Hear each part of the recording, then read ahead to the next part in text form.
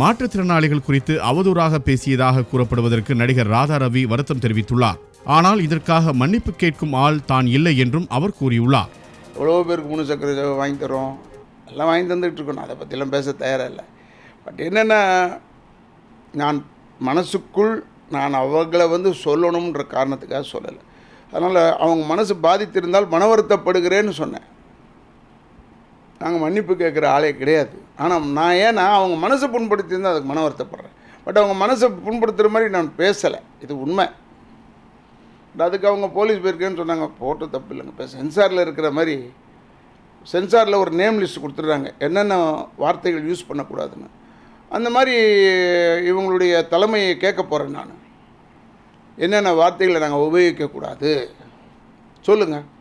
உங்கள் மனசு நோகும்படி இருக்கிற வார்த்தைகளை சொல்லுங்கள், இல்லை அதுக்கு மாற்று வார்த்தை சொல்லணும். இப்போ நாய்க்கு பதில் இப்போ நாயின்னு சொன்னால் சென்சாரில் இல்லைங்க நாய் சொல்லக்கூடாதுங்க சொல்கிறாங்க. சரிங்க, நாயின்னு சொல்லாமல் டாக் கம்மியர்னு சொல்லாமல் வேறு எப்படிங்க சொல்கிறது? இங்கிலீஷில் சொன்னால் ஒத்துக்கிறீங்க, தமிழில் சொன்னால் ஏங்க ஒத்துக்க மாட்டீங்க?